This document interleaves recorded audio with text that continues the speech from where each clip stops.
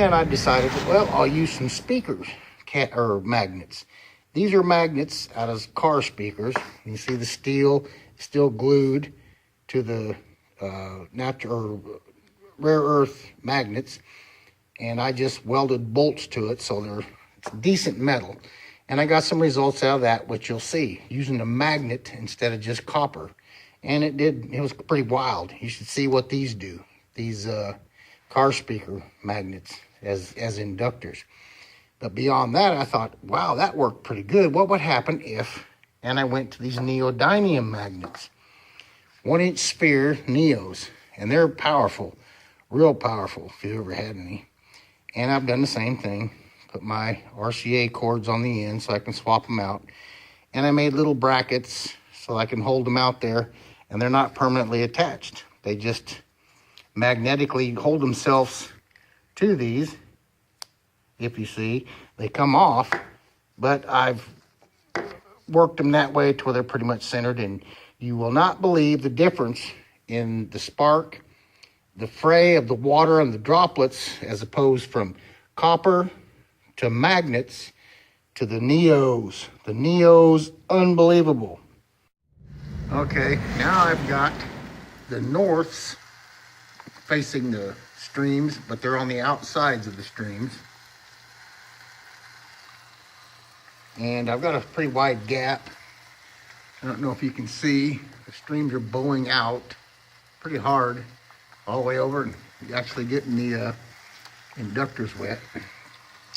I'll move this in, make it spark, leave a little gap there. And they're bowing out pretty good. You can see that. We're staying inside the receivers. You can see the streams just bow around. Okay, on this run, we're south in and south in. And I'll show you. South, north. So that's south towards the streams.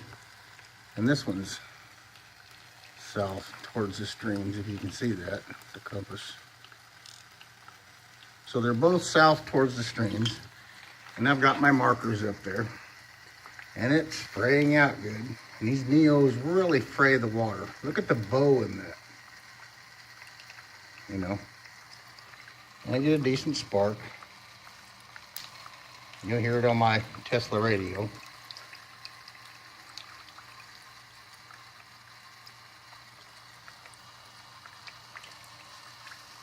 And I can show you the spark, but that's not really the point, other than telling me when these are happening. But it really frays the water out. I lose a lot of water out of my jug. It misses my pan below because it goes outside the receivers. If I put the receivers too close to the wood, I seem to get a short. But anyway, south towards each other. Do a pretty good spark. I think I got a better spark with they were both the same direction. And the farther I gap these where it can't spark, the more it bows the streams. If you see. And I'll get some orbitals every now and then. And they'll orbit the magnet a time or two and then go down or fly off. Pretty cool. It's hard to film that with my camera. Anyway, so I got about the same spark as I did with both going the same direction a while ago. You can compare any of these you want, and you get pretty much the same. If you use a magnet, you really get fray on the wire. And the farther you gap it, the bigger the fray. You can see, it goes clear over. It's just way over, it's hitting the wood. It's getting the wood wet. This side is. That side also. But anyway, that is this. Okay, this is another run. But this one I'm gonna be holding the camera. My hand's gonna be shaky. That's my regular setup. Everything's hooked. I've got the two steel electrodes with the receiver's hooked, my capacitor's hooked, and my electrometer's, homemade electrometer's hooked. And I'm gonna run it and let you see, you know, a normal spark and how it does and the fray. But the reason I'm gonna hold the camera, and it's gonna be a little shaky, is because down here I've got 2 neodymium magnets. And I'm gonna take each magnet and place on the ends of the electrodes, one over here and one over here. And I'm gonna show you the change that the spark makes somewhat, but the fray, what it makes a difference just by adding magnets down here. Now I've made electrodes or inductors as magnets, and you saw the difference in that, or you could have seen or may have seen. When I put magnets up here as inductors, I really got a lot of fray, and it didn't help. The spark was about normal. But when I put the magnets down here, the fray intensifies even more than when the magnets were up here as the inductors. When I put the magnets on the backside or attached to these electrodes down here, these steel electrodes, unbelievable fray, unbelievable response, and the spark's a little different.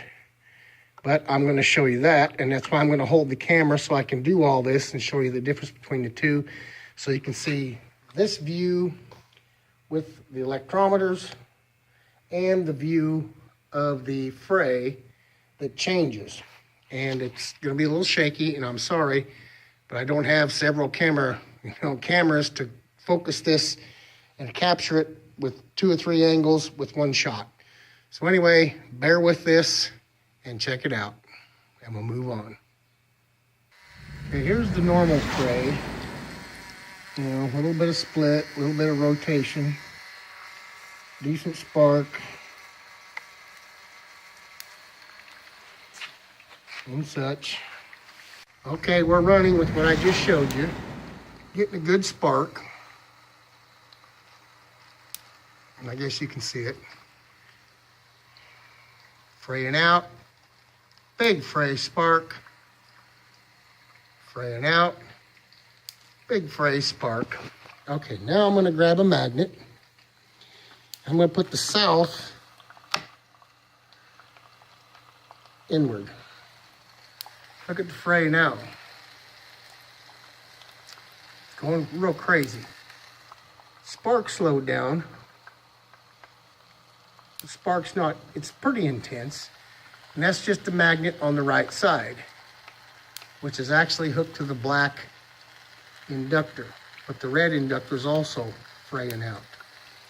Pretty cool spark, but the fray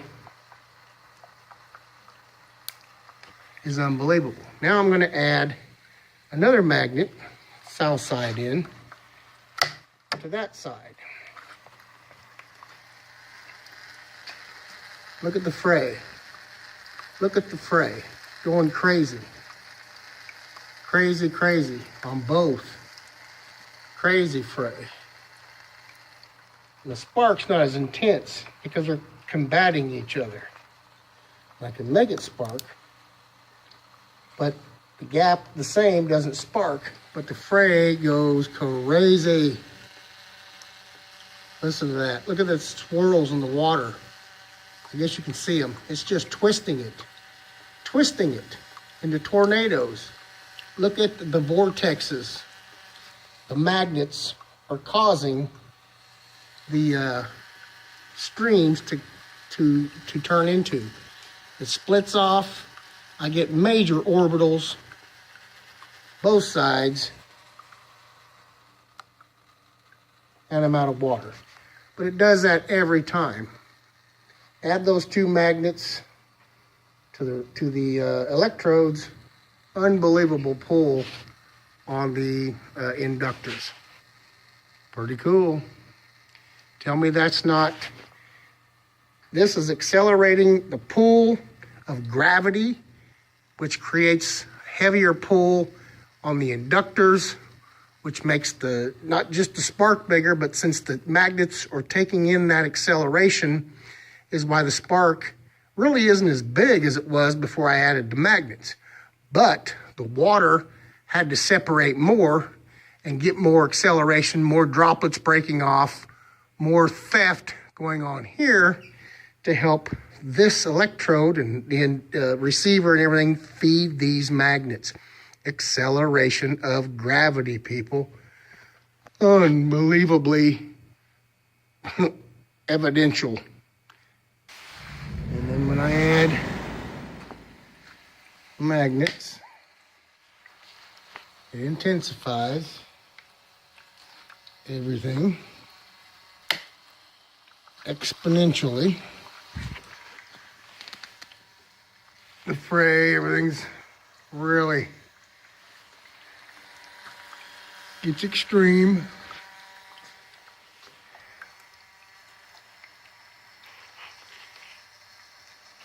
And then we'll move on. And I wanted to show with the magnets on there, and we get a spark, but we also get, you know, real fray. Look at that on the electrometers. So they, you know, they're pulling out quite a bit. And if I pull these apart as far as possible, where it can't hardly spark, look at that. It's just got it bent up to the side of the jar because it can't fire. There it fired. There, this one's spreading. And that's a wide, wide gap. Look at that leaning up. And it'll try and fire. And it may here if I wait long enough. But it intensifies the acceleration, people. Look at that. Look at the pull. If you can hear the fray and see it, it just goes crazy. Everywhere. Pulling it all over the place. Hear it? Whining, whining, spreading out, orbitals. Anyway, look at that. Just killing it. And now I've added 2 magnets to the situation. They add a little more water.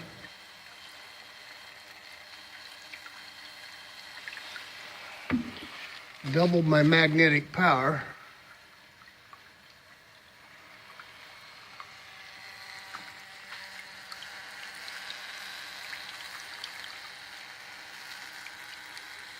And I have a lot more vortexing in the water. See my intensity there. Let me separate my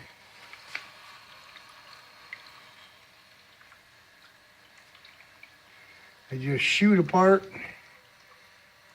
and slam back together. It's all almost instantaneous.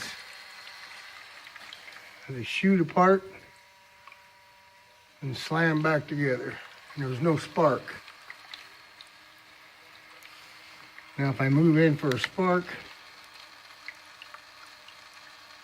I don't even get one. It's just sucking it up. The magnets are eating it up. Unbelievable. This floats out, shoots everywhere. That's with 2. So quite a bit of unbelievable vortexing in the water. You see the little tornadoes all the way up and down the stream. Way more than ever without the magnets. Anyway, so the magnets really intensify the draw on the inductors and the water streams. It's almost like it pulls it out of the jug. Guess a flow meter on it would justify it, or be able to measure it. But they just shoot apart and snap together. Unbelievable vortexing. And adding that second magnet to each side. But the single magnet made an incredible difference too. It's still self-explanatory. the gravity that these are accelerating, that's how a magnet works. You hook it to this, it's pulling it through the system, causing the inductor to pull more, which is actually even, I think, pulling more water down to make it happen. And since it's pulling so hard, it's really vortexing around the circle of that inductor and causing the water to really spin, unbelievably so. It's quite explanatory. I mean, it's obvious. Okay, I've added another inch diameter. It's a cylindrical magnet to the ends of those. I touched it, but if you watch, look at that. Just spins out of control.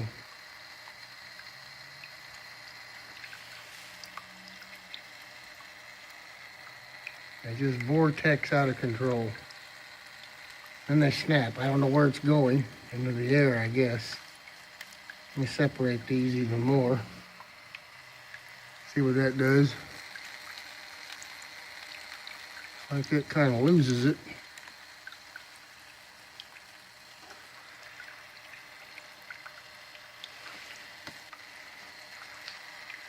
There's major vortexing.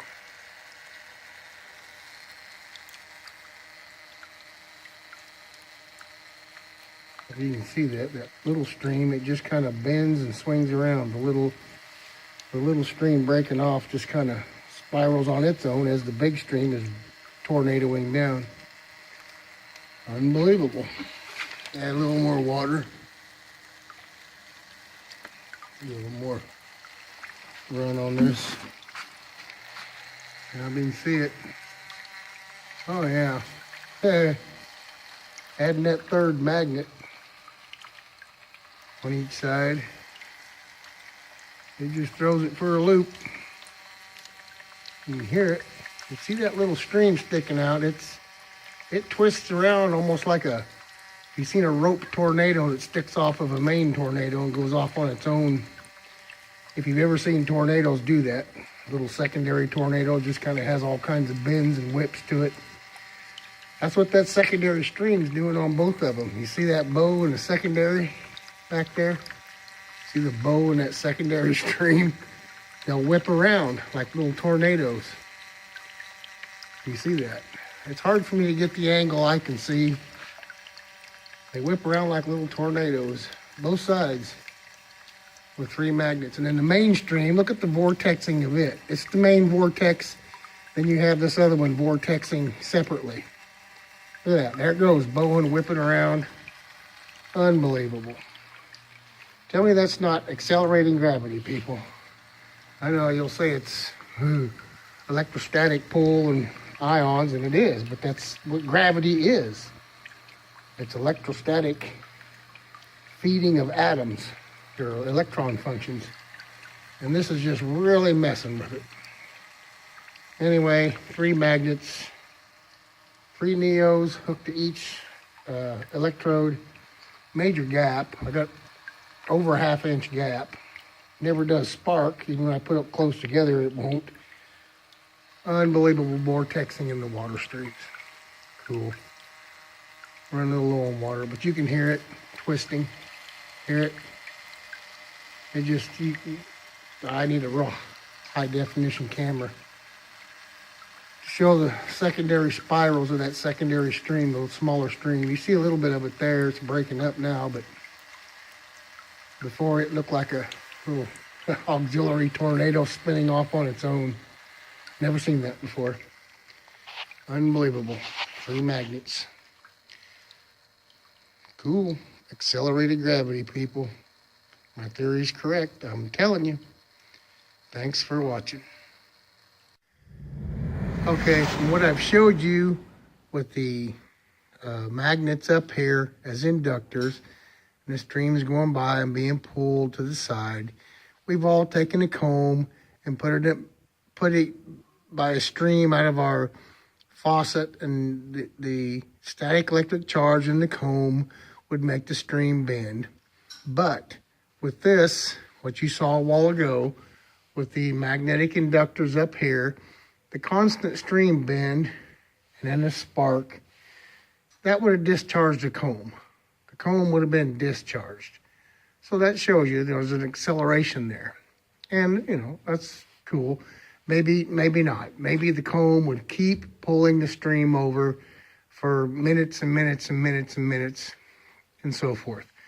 My point was, after that, once I put the magnets down here on the sides of this, and it made the stream vortex, if you put a comb and you touched it to this, or put it up against this, it would have discharged the comb. The electrostatic, my electrometers would have discharged it, if not the electrodes themselves, would have discharged a comb, as it were, and you wouldn't have seen the tornadic events that you saw. So it's not a static electric charge like a comb would cause. You know, when you comb your hair and you can pull a stream out of your faucet towards the comb. And that will lose charge after just a little bit. And when I did these inductors up here with magnets, constant stream, and if I really separated the electrodes down here, the stream would never quit. It just kept bowing, constant, continuous. And a comb would not do that. And beyond that, if you put a comb down here, combed your hair and put it here, and it might have made a difference in the streams for just a few seconds until that comb discharged. But the magnets did not ever discharge. It was continuous and constant pull. It's an acceleration pull. It's not static electric charge. It is gravity being pulled by the magnets through the system, forcing the streams to vortex real heavy. It's more than static electric charge. That's what I'm telling you. Okay, the mesh you're seeing here are all my inductors and electrodes for my Lord Kelvins. And I've matched these up in every configuration completely possible I can think of. And I have more, but these are the most important. And if you saw my magnetism video, which when I say how a magnet works, it's the static charge of the ether, which is a vibration of particles. Certain ones come together to form mass. When that static charge is forced, when the particles vibrate together and they form mass, the other oddball particles have to feed it the static charge because they're all vibrating, making a static charge out there throughout the universe. It goes through a magnet in one direction, and you have south to north. The north side diverts around to the south, and it feeds in a loop, but it's coming in from all directions. The point on that is, if you saw my Lord Kelvins, when I put just normal, regular copper inductors, and I've used tin cans, I've used all kinds of things that were just normal metal, I can manipulate these to do certain things. I can also manipulate my magnetic inductors. But you saw the magnetic inductors, how they bow the streams. The magnets pull the water out. You'll say it's static charge, but magnets are not electrically conductive, so why would they pull a static charge in that sense? Maybe they do. Okay, let's move on then. So through all my experiments with the rare earth magnets as inductors, copper inductors, and my neodymium inductors, what I found out was even when I use just copper, and these are my 6-inch brass bars, the most massive, heavy electrodes I have.